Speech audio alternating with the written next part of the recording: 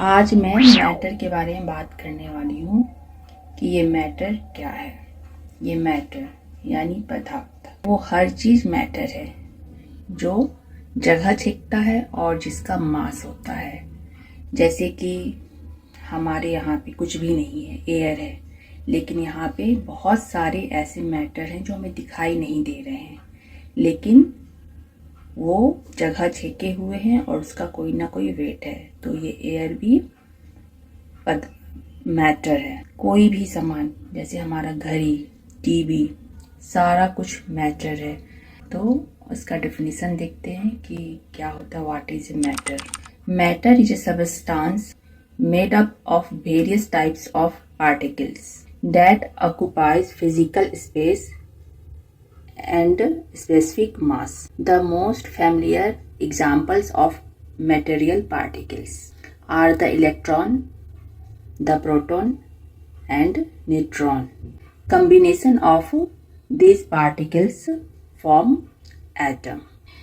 हर एक पार्टिकल्स के अंदर इलेक्ट्रॉन, प्रोटॉन, न्यूट्रॉन का कॉम्बिनेशन होता है जो वो एक एटम बनाता है, और यही बहुत सारे एटम मिलके हमारा मैटर बनाता है। तो मैटर हमारा हर चीज़ हो गया। वाटर हो गया, ये पेन भी हो गया, हमारा मोबाइल हो गया जिससे मैं वीडियो बना रही हूँ, हमारा हर एक सामान जो दिख रहा है, या एयर, इस एयर में कितने टाइप के गैस है, सभी जो भी जगह छेक रहा है सारा वो मैटर है। ऑक्सीजन, कार्बन डाइऑक्साइड, हीलियम, सारी चीज़ मैटर है।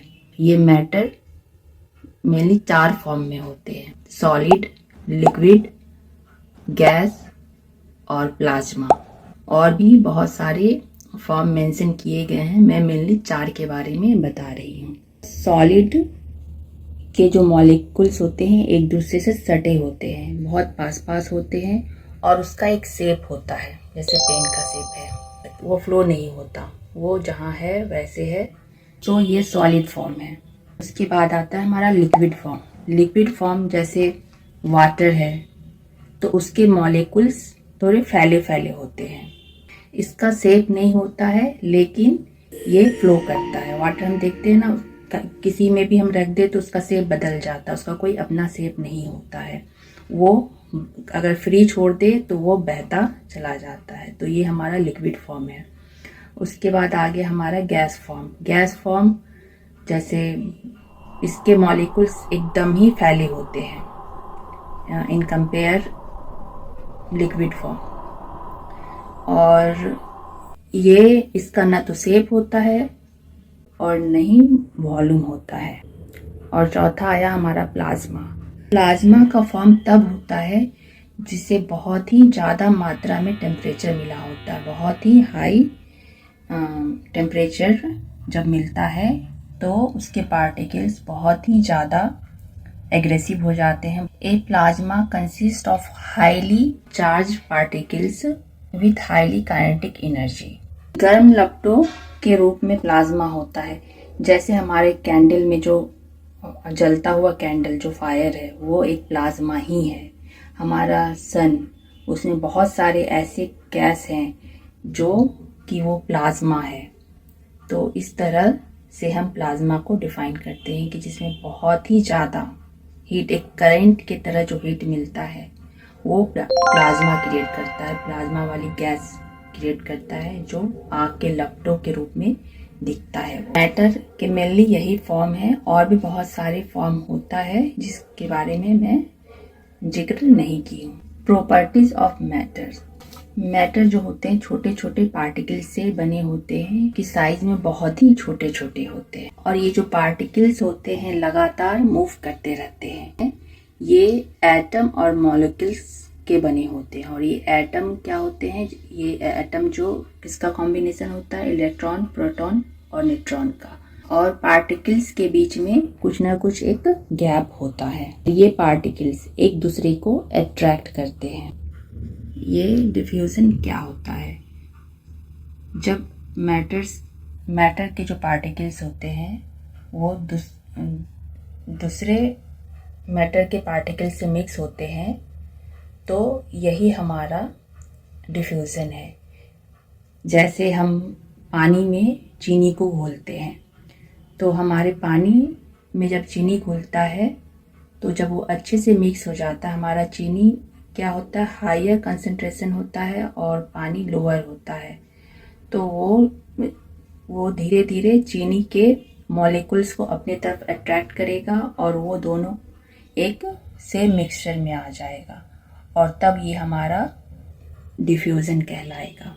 Diffusion is a movement of molecules from the regions that have to higher concentration to region with a lower concentration। Diffusion जैसे हमारे गैसों में डिफ्यूज़न फास्ट होती है, क्योंकि उसके जो मॉलिक्यूल्स होते हैं फैले फैले होते हैं, दूर दूर होते हैं, तो वो उसके पार्टिकल्स जल्दी मूव करते हैं। वाटर के मॉलिक्यूल्स थोड़े धीरे धीरे मूव करते हैं, तो उनका भी डिफ्यूज़न थोड़ा कम होता है एज ए कंपेयर गैस से। टाइम लगता है हमारा सॉलिड में जब हम दूसरे मैटर से डिफ्यूज़न कराते हैं तो वो उसमें टाइम लगता है, उसके मॉलिक्यूल्स काफ़ी सटे सटे होते हैं, सो इसलिए इसमें टाइम लगता है। जैसे चीनी को पानी में लाते हैं तो टाइम लगता है, लेकिन किसी गैस को गैस में डालो तो वो तुरंत मिक्स हो जाएगा। किसी लिक्विड को किसी लिक्विड में डालो वो भी जल्दी मिक्स हो जाता है। हमारे एवरीडे लाइफ में आए दिन डिफ्यूज़न का यूज़ हम लोग करते ही रहते हैं। सोडा का बोतल जब हम ओपन करते हैं तो उसमें से गैस निकल के पूरे एयर में फैल जाता है, तो ये भी एक डिफ्यूज़न है। और दूसरा, जैसे जब हम चाय की थैलियाँ पानी में डालते हैं तो वो भी पूरा मिक्स हो जाता है, ये भी एक प्रकार का डिफ्यूज़न है। जैसे धुआं धूल ये हमारे इन्वायरमेंट में फैलता है, तो ये पॉल्यूशन के रूप में जो बनता है ये भी डिफ्यूज़न ही है। और चीनी जो पानी में मिल जाती है और उस पानी को मीठा बना देती है, तो ये भी डिफ्यूज़न के कारण ही होता है। हम जो सांस लेते हैं, ऑक्सीजन हमारे अंदर जाता है, वो हमारे बॉडी में के अंदर वो मिक्स हो जाता है और वो अंदर जाके फिर CO2 भी मिक्स होके बाहर निकल जाता है, ये भी डिफ्यूज़न के कारण ही होता है। सो डिफ्यूज़न यही है।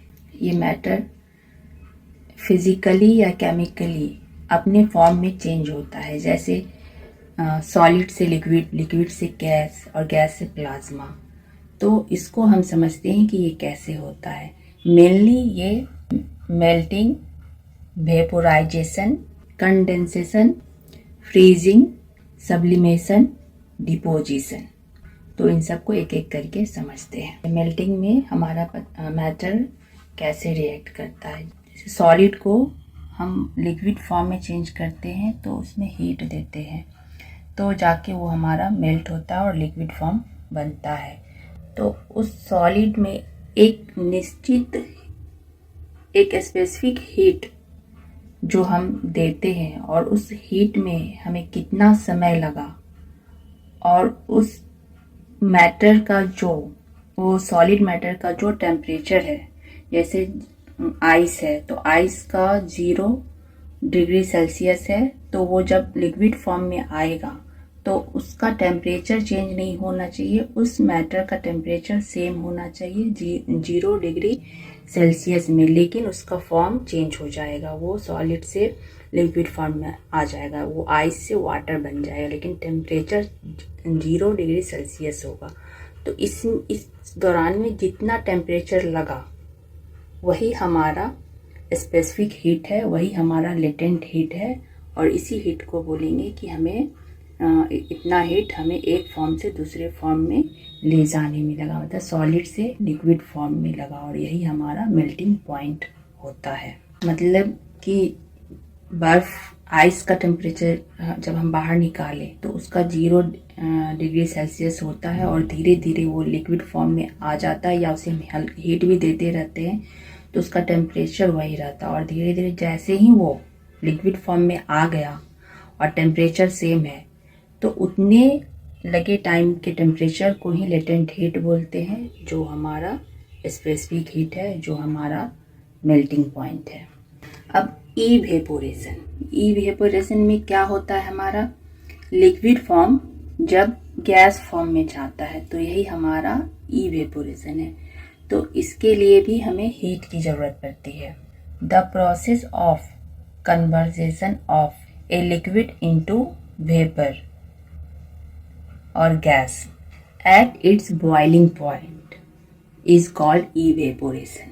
Some particles in liquid have more kinetic energy than the others. So, even when a liquid will below its boiling point, जब हम किसी लिक्विड को हीट दे रहे होते हैं तो उसके जो पार्टिकल्स, जो मॉलिक्यूल्स होते हैं, सभी हीट एक सेम लेवल में नहीं होते। किसी का ज़्यादा हीट मिलता है, किसी को कम हीट मिलता है। यानी किसी को ज़्यादा काइनेटिक एनर्जी मिल रहा होता है, किसी को कम मिल रहा होता है, और उसके अनुसार वो मूव करता है। वेपर के फॉर्म में वो ऊपर की तरफ उड़ता हुआ लगातार नज़र आते रहता है, और कुछ लिक्विड्स गर्म हीट नज़र आते रहते हैं क्योंकि उसके जो पार्टिकल्स होते हैं उसके मूवमेंट, उस लेवल की हीट उन्हें उस समय नहीं मिला होता, और इस तरह से हमें एक धुआं के रूप में हमें दिखता है। एक फॉग के रूप में वो ऊपर उड़ता हुआ वो वेपर दिखता है, और वो धीरे धीरे ऊपर चला जाता है गैस फॉर्म में। तो यही हमारा इवेपोरेशन है। नेक्स्ट है कंडेंसेशन। इसमें हमारा gas form again liquid form में ट्रांसफॉर्म होता है, तो इसे ही हम कंडेंसेशन कहते हैं। और ये जनरली जब हमारा वेपर बनके इन्वायरमेंट में आता है, एज ए कंपेयर उसे ठंडा मिलता है, कूल, उसके कंपेयर वो इन्वायरमेंट उसे कूल मिलता है, जिसके कारण उसे हीट मिलना कम हो जाता है।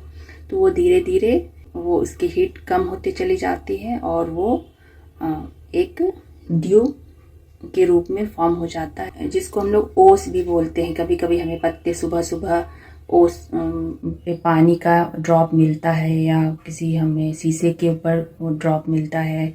तो ये सब कंडेंसेशन के ही कारण होता है कि किसी गर्म गैस को जब वो बाहर के इन्वायरमेंट, ठंडी इन्वायरमेंट मिलती है, तो उसको धीरे धीरे लिक्विड फॉर्म में ओस के रूप में यानी ड्यू के रूप में बना देता है। मेनली कंडेंसेशन में गैस फॉर्म को लिक्विड फॉर्म में आने को ही, इस प्रोसेस को ही कंडेंसेशन कहते हैं, जो कि ठंडा करके भी हम कर सकते हैं। उसको नॉर्मल ज़्यादा टेम्परेचर को कम टेम्परेचर में भी करके होते हैं। हमारी जो बारिश होती है, रेन होती है, उसका भी रीज़न यही है। जब वो वेपर जो हमारा जो गैस वेपर जाके क्लाउड्स बनता है, और वो धीरे धीरे लिक्विड फॉर्म में बारिश के रूप में आ जाता है, तो उसका रीज़न यही है। Next freezing. फ्रीजिंग में क्या होता है, हमारा लिक्विड फॉर्म सॉलिड फॉर्म में ट्रांसफ़र हो जाता है। तो इसमें हम जब लिक्विड फॉर्म में जो मैटर होता है उसके हीट को रिड्यूस करते हैं, तो धीरे धीरे वो आ जाता है हमारा सॉलिड फॉर्म में, और उसके मॉलिक्यूल्स धीरे धीरे स्ट्रॉन्ग हो जाते हैं, एक दूसरे के नज़दीक आ जाते हैं, और उनमें मूवमेंट भी स्लो हो जाती है। तो और धीरे धीरे वो एक स्थान पे फिक्स हो जाते हैं, और वो सॉलिड फॉर्म में बन जाते हैं। तो ये हमारा होता है फ्रीजिंग के थ्रू। जैसे लिक्विड को हम जब फ्रीज में रख देते हैं, तो वो धीरे धीरे एक आइस फॉर्म में बन जाता है, और इस तरह से हमारा लिक्विड फॉर्म से वो सॉलिड फॉर्म में बन जाता है। तो यही फ्रीजिंग है। ये जितने भी प्रोसेस थे, जैसे ये सॉलिड से फिर लिक्विड से इवेपोरेशन और इवेपोरेशन से कंडेंस, देन फ्रीज, तो ये हमारा एक साइकिल चलते रहता है, और ये एक दूसरे के फॉर्म में ट्रांसफ़र होते रहते हैं। और हमारा अब है सब्लिमेशन और deposition. Sublimation is a process in which solid is directly transformed into gas without going any phase, that means liquid form। मतलब sublimation हमारा वो प्रोसेस है जिसमें हमारा सॉलिड फॉर्म डायरेक्ट गैस बन जाता है। जैसे हम हमारे सूखी ड्राई आइस जो फ्रिज से हम डायरेक्ट निकालो तो उसमें से बहुत सारा धुआं धुआं अचानक से दिखता है, तो वो हमें समझ में भी नहीं आता। वो एक वो गैस के रूप में उड़ जाता है तुरंत, उसमें कुछ करने की ज़रूरत नहीं है, आप निकालो वो उड़ जाएगा। तो वही हमारा वो ड्राई आइस होता है जो कि CO2 फॉर्म में वो निकल जाता है, एयर में गैस बन जाता है। तो यही है सब्लिमेशन। जैसे जब हम कपूर को जलाते हैं तो वो कोई फॉर्म नहीं होता, सीधे गैस बन जाता है। तो ये भी हमारा सब्लिमेशन का ही एग्जाम्पल है। तो फ्रीजिंग का टेम्परेचर बहुत ज़्यादा मिलता है तो ये हमारा ड्राई आइस फॉर्म होता है, जो कि बाहर निकालने पे वो तुरंत गैस बन जाता है, CO2 के फॉर्म में उड़ जाता है और वो हमें दिखता है एक धुआं के form. Next deposition. Deposition just opposite है सब्लिमेशन का।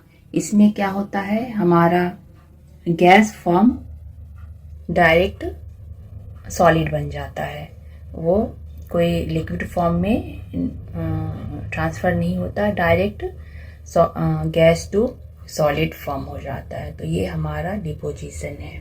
एग्जाम्पल जैसे ठंड के विंटर सीजन में ज़्यादा हमें देखने को मिलता है, जो हमारा वाटर वेपर होता है डायरेक्टली फॉर्म हो जाता है सॉलिड फॉर्म में, यानी आइस के फॉर्म में।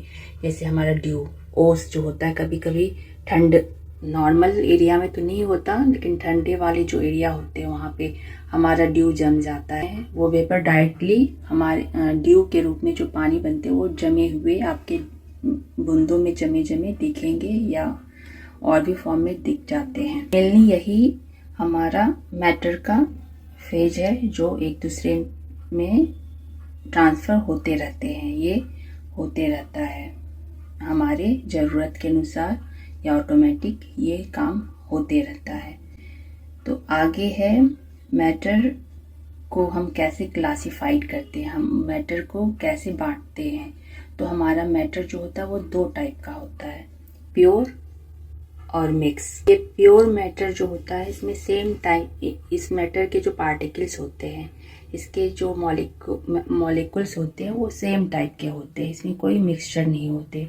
तो ये हमारा प्योर होता है। और प्योर जो होता है हमारा प्योर मैटर, इसके भी दो भाग होते हैं, जो एलिमेंट और कंपाउंड के रूप में बढ़ जाता है। और एलिमेंट जो होता है उसके मॉलिक्यूल्स सेम होते हैं, उस मैटर के मॉलिक्यूल्स, लेकिन ये जो कंपाउंड के जो मैटर होते हैं वो अलग अलग मॉलिक्यूल्स, अलग अलग पदार्थ के मिक्स होते हैं उसमें। तो ये कंपाउंड होता है, ये एक दो मैटर मिलके बनते हैं, तो ये हमारा कंपाउंड मैटर हो गया। ये हमारा एलिमेंट्स और कंपाउंड्स हो गया। और एलिमेंट्स को भी हम, एलिमेंट्स जो मैटर होता है उसको तीन पार्ट में बांटते हैं, मेटल्स, नॉन मेटल्स और मेटलॉइड्स। और कंपाउंड्स मैटर है उसको बांटते हैं हम ऑर्गेनिक, इनऑर्गेनिक। और हमारा आ गया impure matter, impure mix matter. इसमें ये मिक्स मैटर में क्या होता है, हमारा बहुत तरह के मैटर मिले होते हैं, उसमें जो पार्टिकल्स होते हैं बहुत तरह के मिक्स होते हैं, अलग अलग तरह के होते हैं। तो ये हमारा मिक्स होता है। जो मिक्स मैटर होते हैं ये दो टाइप के होते हैं, होमोजेनस मैटर और हेट्रोजेनस मैटर।